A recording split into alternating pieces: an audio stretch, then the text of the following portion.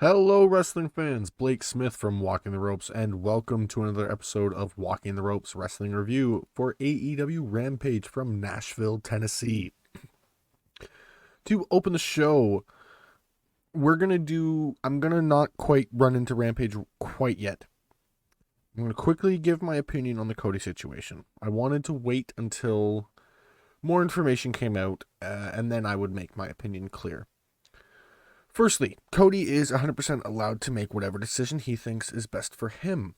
That being said, my opinion of all of this is Cody leaving AEW in itself is not bad. Cody will be fine, AEW will be fine. However, I feel that Cody saying the things he's said and doing the things he's done, and now leaving and supposedly going back to the Fed, it just doesn't seem right after it all. Cody's been doing nothing but shit on them since creating AEW, and now he's reportedly heading back there. I keep saying that because everyone could be wrong. It's happened before, but we shall see.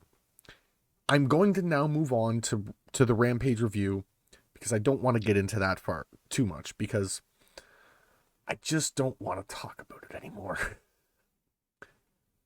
Now, to open the show, we had a singles match between Adam Cole and Dark Order's 10.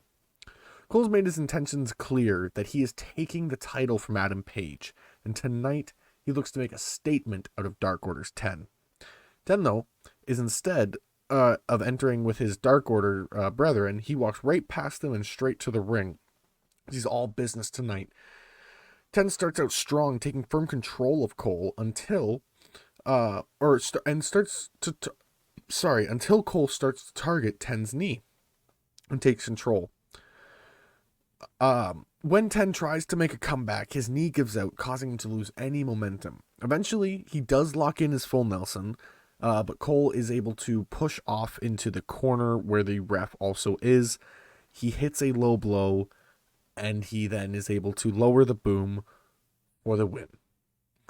Adam Cole defeats Dark Order's 10. My Malteser scale, I gave this a 3.5 out of 5. It was a very good match overall. I am getting a little tired. I've said this before of that low blow finish. Yeah, I don't know. He seems to be going with it a little too much, but it is what it is. For the WTR scale, I gave this a 3 out of 5. There's been some pretty decent story going on here. While I don't think Cole needs to run through the entirety of the Dark Order, it's still very cool. We're then showed a video package of the dog collar match, showing some of the awesome pictures of the bloody dog collar matches of the past, including Rowdy Roddy Piper. I love seeing past pictures of wrestling. It is amazing. We then get a face of the Revolution ladder match qualifier match. Powerhouse Hobbs versus Dante Martin. Sorry, I had those names blundered together there for a second. I was going to say Powerhouse Hobbs, Dante Martin. If Hobbs wins here, this ladder match is going to be very different from the standard. We'll have all of the huge guys in there. So far, we've got Keith Lee and who is the other guy in the match now? Oh, it's Wardlow. Sorry, I can't believe I forgot that for a moment. But let's not count out Dante, as he's beaten Hobbs before, and he is far more suited for a ladder match, so he may just have the incentive to go that extra bit harder tonight. They start out strong, but Hobbs quickly becomes the clear person in control as he starts tossing Dante around and making him look really small in the process. Hobbs does not let Dante get anything going, and perhaps he's making a statement to all the other big men saying, hey, I can do all the same things you did, as he's basically repeating what they had done in their matches, tossing around the smaller guy. Dante, though, hopes to dash all of that with a series of hard-hitting, high-flying offense. But Hobbs, he stops it so quickly and slams Dante down with a huge power slam that Dante just can't get up, and that does it. Powerhouse Hobbs defeats Dante Martin to advance to the face of the Revolution ladder match. Wow, that is a mouthful. For my Malteser scale, I gave this a 3 out of 5 because I honestly did kind of see it coming. It was the rubber match for this match, and I mean, in all honesty, I feel like we're just done with this now. Hobbs is probably going to move on, Dante's probably going to move on, and hopefully get back with his brother in a tag team, but who knows?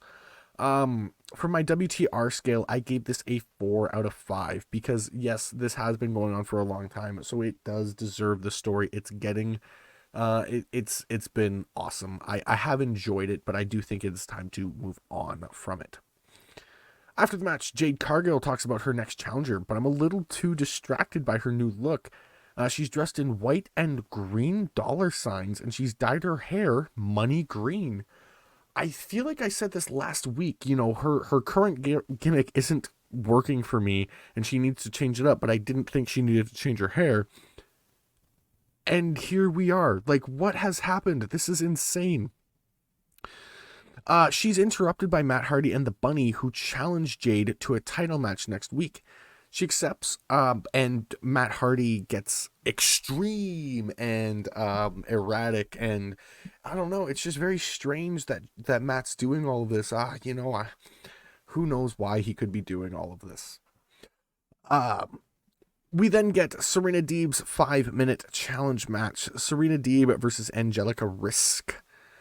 This is a very interesting challenge as it gives a bunch of the new talent a chance in the ring on TV against one of the greatest women's wrestlers in the world. The first challenger lasts a minute, and this one fares far better, if you consider far better a minute. She lasts 2 minutes this time, but Deb locks in a near bar for the win. Serena Deb defeats Angelica Risk for the, I guess, yeah, you would call it for the challenge match there. Malteser scale, I gave it a 2 out of 5 because, I mean, if you looked at this match, she's going to go through quite a few of these girls before somebody poses a real threat. For my WTR scale, I gave it a 3 out of 5. It was a very, I mean, I'm actually kind of enjoying this challenge thing. It's going kind of cool. I want to see the person that beats her, and they're probably going to become some kind of bigger star out of this. It's very, very cool.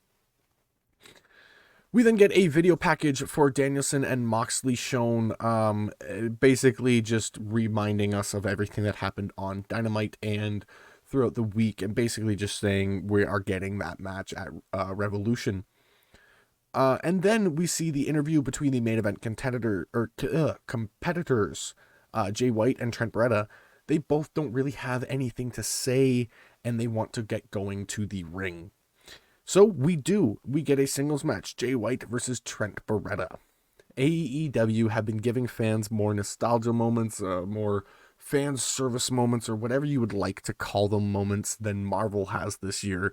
As we see Jay White make his way to the ring for a match in AEW for the first time ever. This looks like it will be an epic match as Jay White and Trent Beretta have not gone on one-on-one in the ring before. They have faced each other in tag matches the world over, but this is the first meeting one-on-one with no chance of tags in or out. Trent starts out strong, giving White a warm welcome, chopping and tossing Jay around the ring. Jay, though, stops all of this, spilling it to the outside, dropping Trent right on his head, and then smashing him into the apron over and over. Jay then takes it back into the ring where he keeps control and just dominates Trent. Trent, though, is able to stun Jay as he hits a dive to the outside, followed by a big elbow in the corner. Jay stops him from there, hitting a deep German suplex, dropping him right on his neck, but then walking into a tornado DDT. It's just great back and forth action as both men look like they could end it now. And they keep reversing each other and just can't finish it yet until, out of nowhere, Jay hits the Blade Runner as he slipped out of Strong Zero. And you know what? That gets the win. Jay White defeats Trent Beretta. And for my Malteser scale, I gave this a 3.75 out of 5. It's a very good match. I did expect it to go a little longer. Just in my opinion, it felt like these two should have gone a little longer.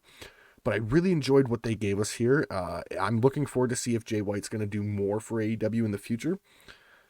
Yeah, I really enjoyed that. For my WTR scale, I gave this a 4 out of 5 because I've really liked the fact that, Jay White kind of came in and he's seemingly aligned himself with Bullet Club, but it's more Adam Cole. Yeah, it's very interesting. My overall for this show is a 3.75 out of 5. It was a very good show. They did a awesome job setting up for Revolution. And yeah, they just, overall, it was solid.